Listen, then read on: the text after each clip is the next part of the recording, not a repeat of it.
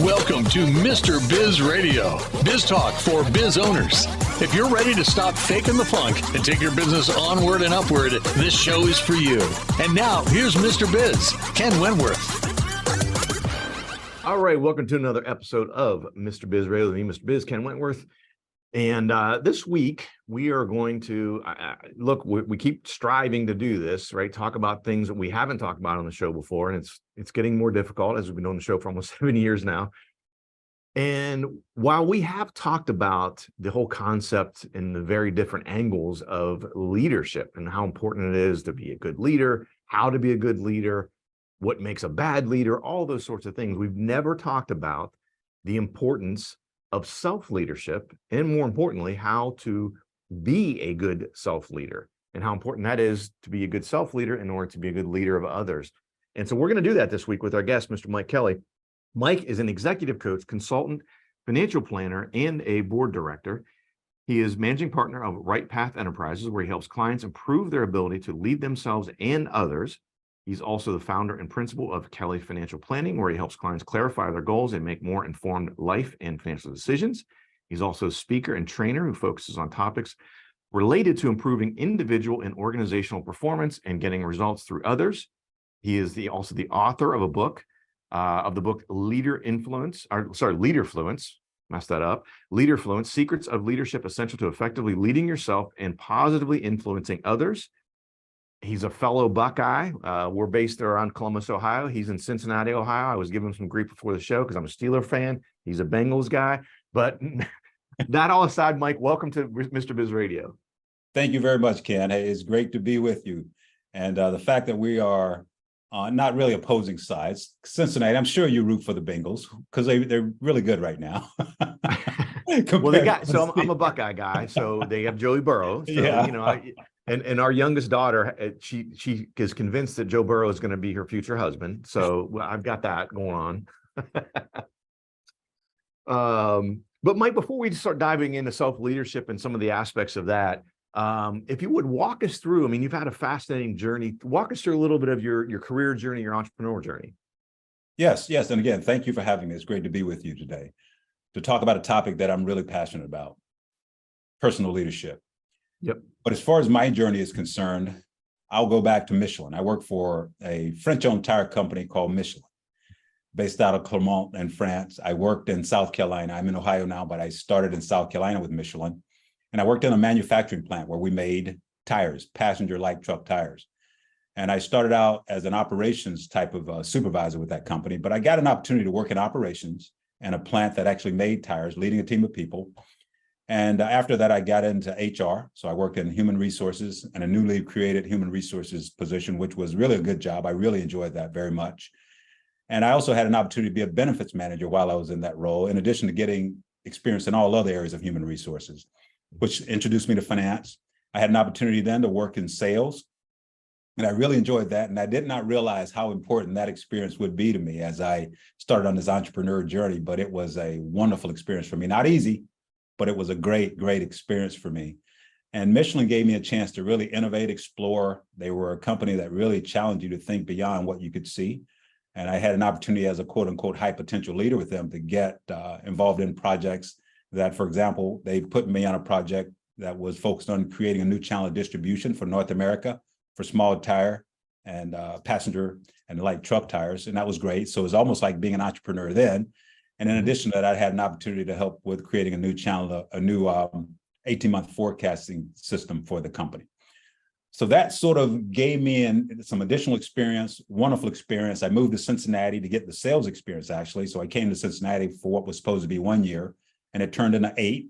I worked out of my home. They created jobs back before actually remote working was a thing. I was working remotely. I had a boss who was in Pittsburgh.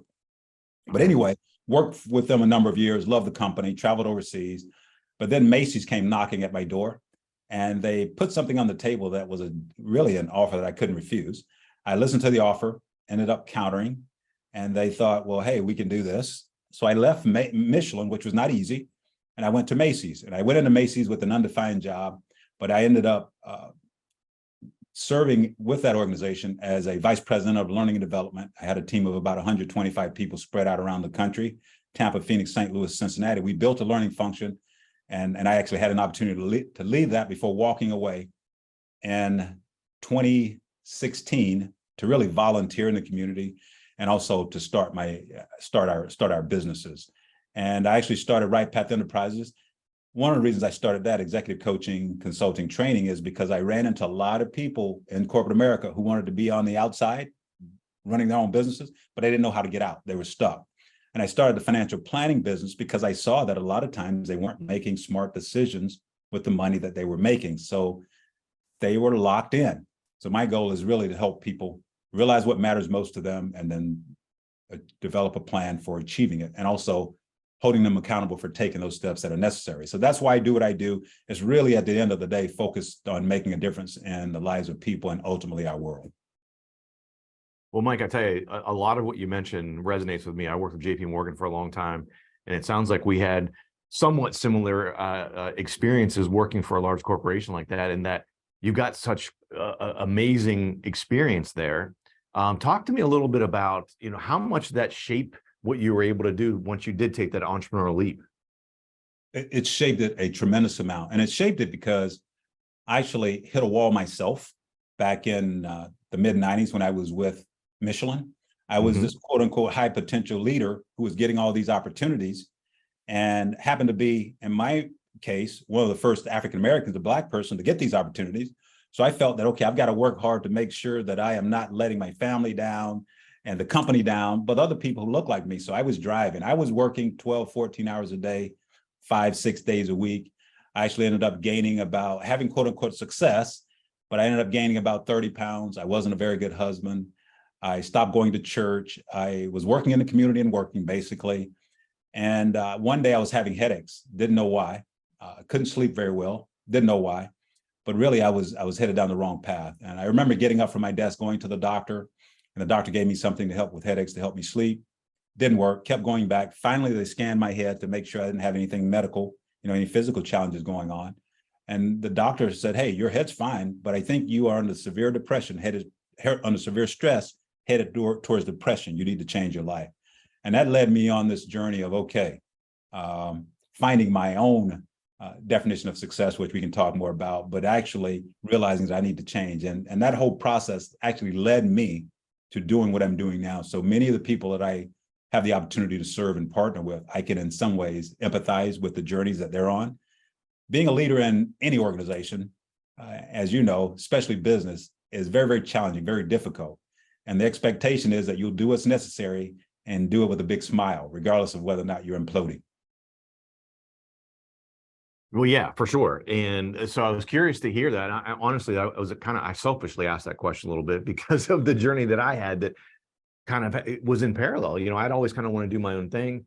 And I had a very successful career. I was able to do a lot of different things within JP Morgan, but I always knew I wanted to do something different. And I knew I wanted to run my own ship.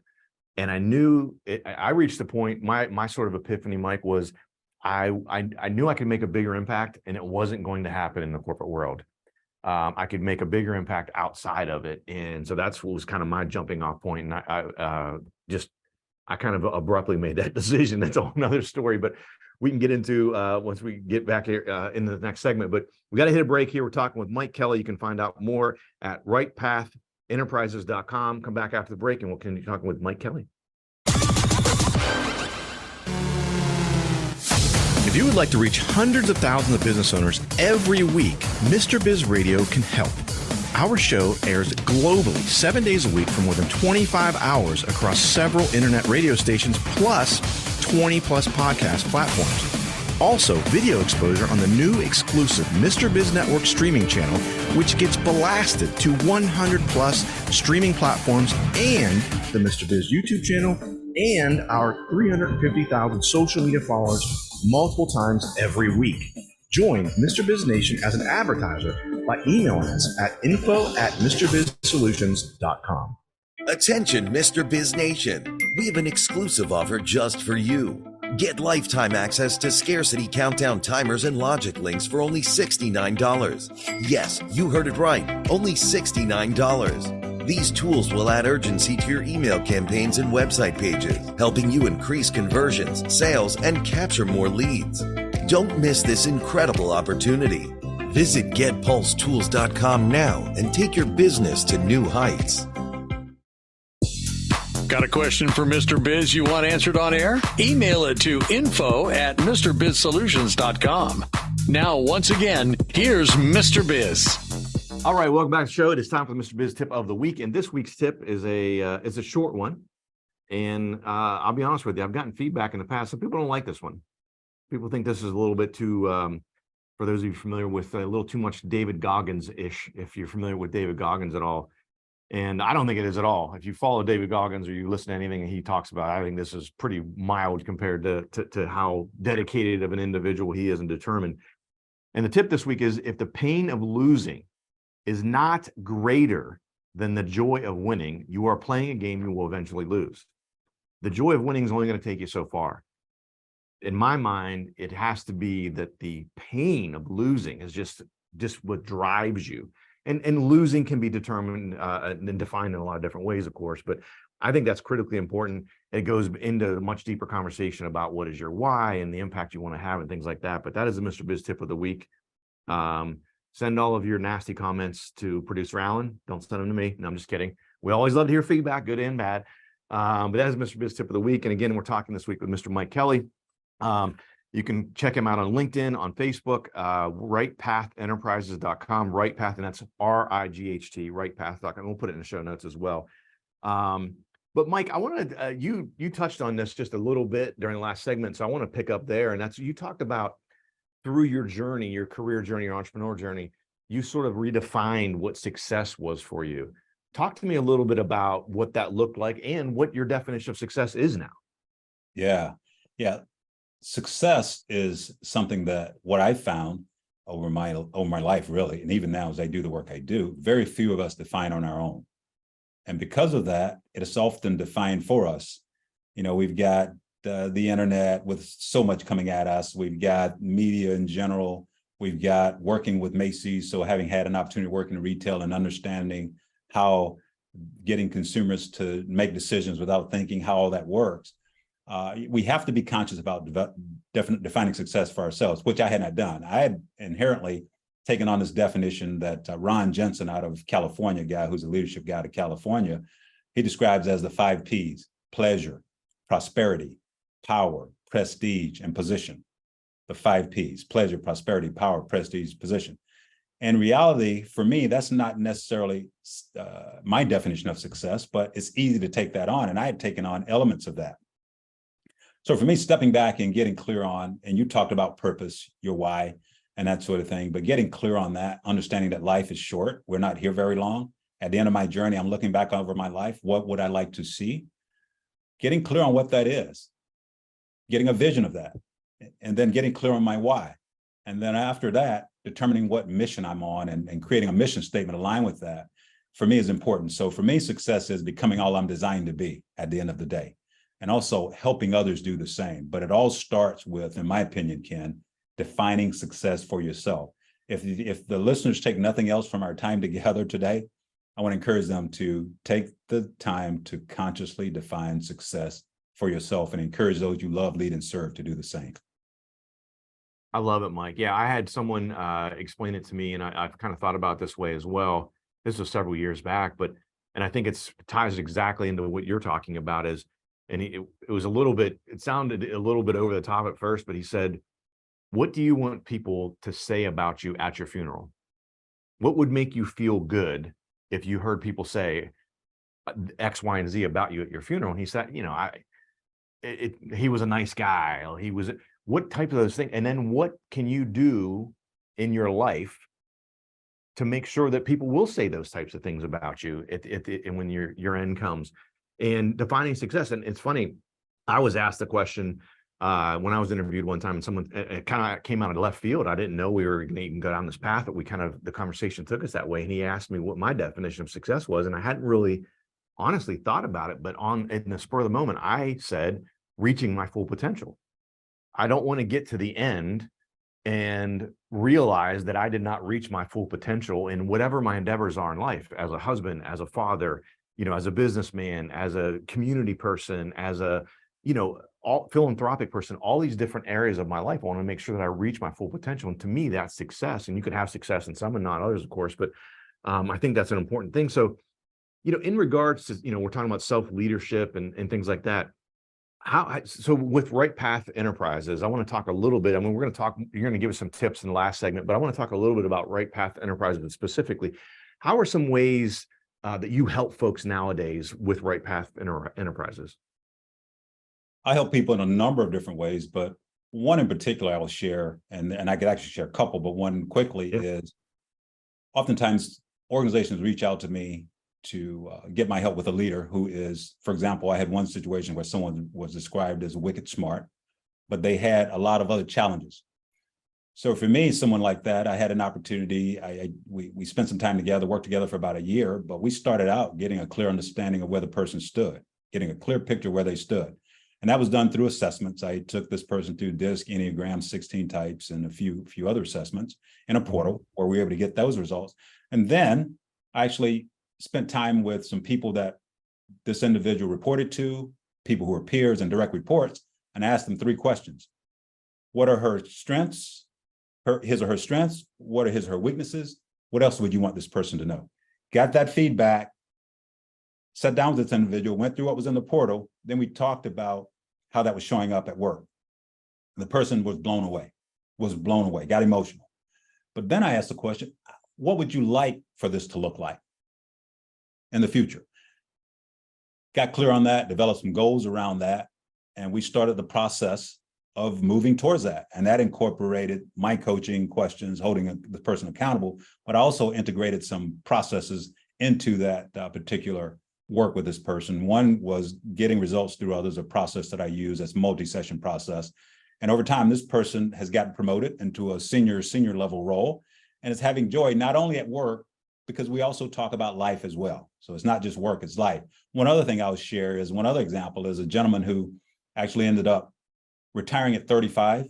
He followed the FIRE movement, which you've probably heard of, FIRE, financial independence, retire early. So he retires at 35 and he didn't know what to do with his life at that point. Who am I? I've really dedicated my life to being able to do this.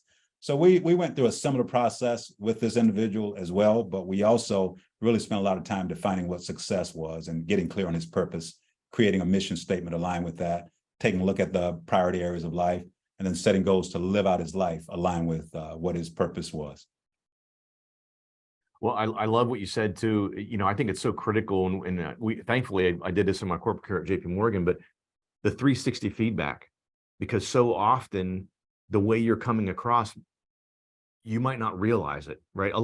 Most people think that they're pretty self-aware, but oftentimes, especially in the workplace, and it was interesting to see for me, specifically people who reported to me, is how they interacted. Sometimes it was different between if it was someone superior to them, above them, and someone who's equal, or someone who's below them, which was a huge red flag. Like, oh my gosh, and that holds back those people as being good leaders, because if you're just kissing butt to people above you and crapping on people below you, you're not going to get very far, right? You need to have a team. You need to be a good leader and continue to have success, especially in the corporate world.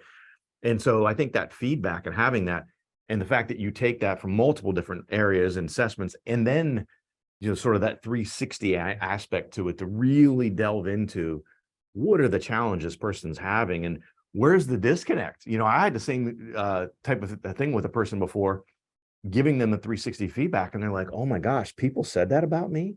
Like, I never knew. I mean, it's mind blowing. We got to hit a break. I want to pick up when we come back on that, and then have you give us some tips on developing better self leaders. But we'll hit a break, come back talking with Mike Kelly. How would you like to have direct access to Mr. Biz to help you run your business more profitably and more efficiently? At MrBizSolutions.com, you get live access to not only Mr. Biz, but also several of his hand-picked and trusted business experts, each with 20 plus years of experience to help you optimally manage and grow your business. That's just the start of where Mr. Biz Solutions begins. Learn more at MrBizSolutions.com. That's MrBizSolutions.com.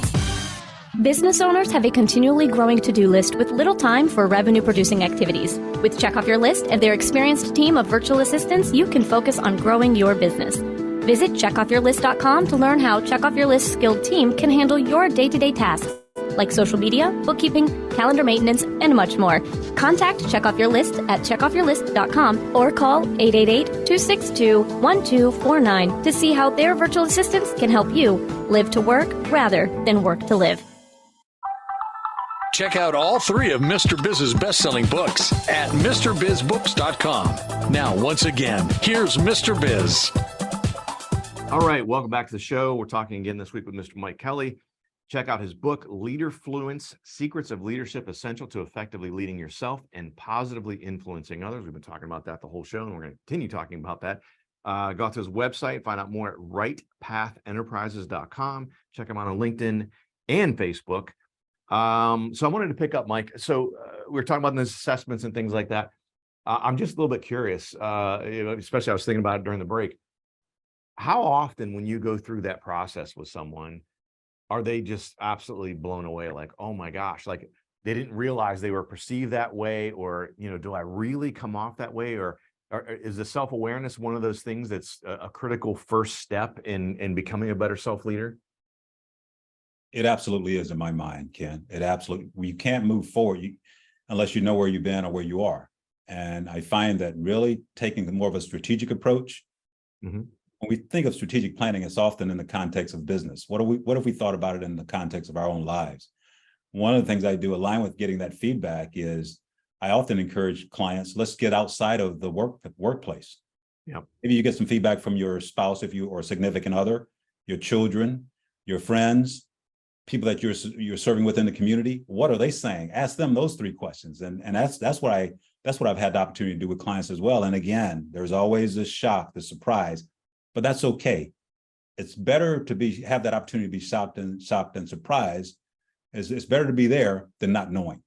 Because once we know, then we can set a plan to do something about it. So always, I wish that I had had that prior to hitting the wall. I did not have that.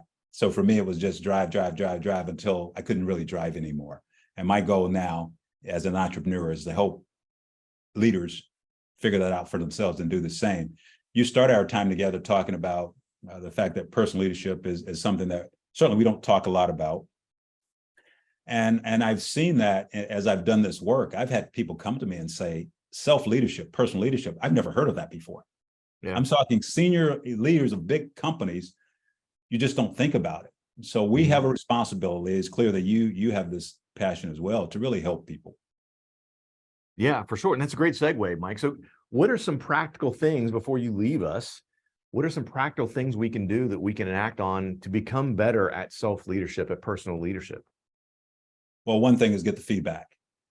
It might be difficult, but get the feedback. But before you do that, define success. Well, how do I define success? What does that mean to me? But get a clear understanding of that. And it can take time, and you might have to continue to move forward to get that, but get the feedback. And once you get the feedback, don't just get the feedback and sit on it. Oftentimes getting the feedback is not easy, especially if you're a person in a high-level role, because as we all know, the higher we are in organizations, the more people tell us what they think we want to hear rather than what we really need to hear, which is the truth. So then we have to become somewhat humble and transparent and ask for help and create an environment where people are willing to tell us the truth. But once we get that feedback, then what am I going to do about it? Then that involves certainly setting some goals. But even before you get there, you want to create a mission statement aligned with some of the goals that you set. I find that very few people have a mission statement. I can share stories with you about groups I've spoken to, and I've asked the question, how many of your organizations have a mission statement? Every hand in the room go up. I asked the question, how many of you have a personal mission statement? 3%, if that, go up. So creating a personal mission statement aligned with your why and that vision of success at the end of your life. I've done that, and my mission statement is to use my God-given leadership, analytical, financial skills to help my family and others grow to become all they're designed to be while continuing to grow myself. So I encourage people to create their own personal mission statement. That's another very important point, and something that I would encourage everyone to do. But then once you get that, think about your life in the areas of the wheel of life, which you've probably heard of. There are a number of them. There's one out there that's faith, family, fitness, finances, fun, firm, friends. How are you doing in each one of those areas? If you had to rate yourself 1 to 10, where are you strong? Where are you weak? And if the ones that you say is number one is the priority for you, if I were to take a look at your calendar, would your calendar reflect that? In most cases, it wouldn't. So we want to get clear on our priorities, make sure that we are not prioritizing our priorities, but we're scheduling our priorities in our calendar. And then you want to set goals in each one of those areas, where you're off, where you want to improve, with action steps over time, and get accountability in your life to help you move forward with that. Because it's hard if we don't have accountability. It can be difficult. But at the end of the day, one of the things that I continue to struggle with, but I'm working really hard at, is celebrating success. Yes.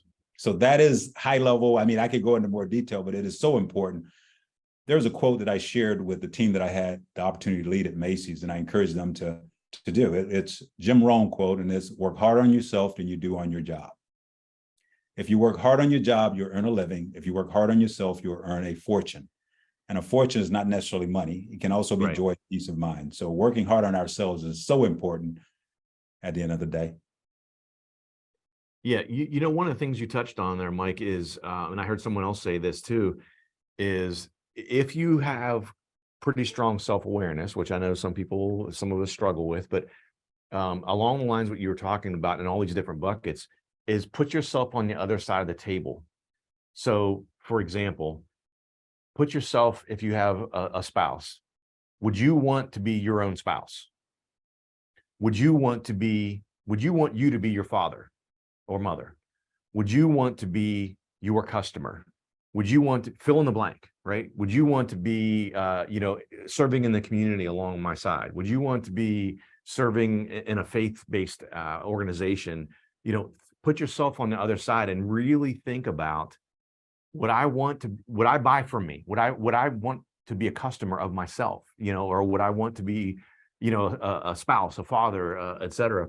And I think when you do that, again, it's difficult, as you said, but I think if you have enough self-awareness, that kind of open a lot of eyes as well. You open your eyes as well to like, oh my gosh, like I'm doing pretty good in these buckets here, but man, this bucket, not so great. Yeah. What you just described there, Ken, takes humility. And great leaders, really effective leaders, understand the power of being humble. So asking for feedback takes humility. It also takes humility to listen without jumping in, trying to refute what you're hearing. It takes even more humility to then say, thank you, I'm going to do something with this. So yeah, and I think it's so important. Yeah, I'm sorry, Mike. I think too is, sometimes out of feedback we would get with our leadership development process, that when I was in the corporate world, is we would go through a lot of these things you're talking about, not all of them, but some of those things you're talking about, but then nothing would happen. There'd be a course of action, but the people wouldn't take the action. And so then they wouldn't get better. And then their career would stagnate and they'd get frustrated and oftentimes end up leaving the company in a frustrated mindset because they didn't take the action as you're talking about. Action is so important. Action, we all know this, goals without taking action on them really means nothing. And one of the things that can help us there is if we set a goal, think about what is the loss, what are the things to be gained and the losses to be avoided from achieving this goal. And then what are some of the obstacles that might present themselves and what are solutions to each one of those obstacles? And then let's write out what action steps we're going to take by when and who's going to hold us accountable for achieving these things. And then finding ways to track that can then allow us to move forward but that takes work. It takes a commitment, but the return on that type of effort is immeasurable, in my opinion, can be immeasurable. Yeah, and I love it. I know this sounds like a numbers nerd, and I am a self-professed numbers nerd, but what you measure gets better, but you have to measure it, right? You have to constantly be measuring those things, because if you're measuring it and having accountability and having it in front of you all the time, you're going to continue taking the actions to get better, even if you have some bumps in the road and some peaks and valleys and everything. Mike, gosh, fascinating show. I really appreciate you coming on. We're out of time, but I really appreciate you coming on the show. Thank you, Ken, and thank you again for having me. It's been great to be with you and Alan as well. Thank you, despite the fact that you're a Pittsburgh fan. That's good, Mike. That's good, Mike. Well, again, Mike Kelly, rightpathenterprises.com, LinkedIn, Facebook. We'll put it in the show notes, guys. Thanks for watching. Thanks for listening. Have a great rest of your week. And don't forget, as always, cash flow is king. To become part of Mr. Biz Nation, follow him on all social media platforms or never miss a show by going to MrBizRadio.com. If you prefer free video content, visit the Mr. Biz YouTube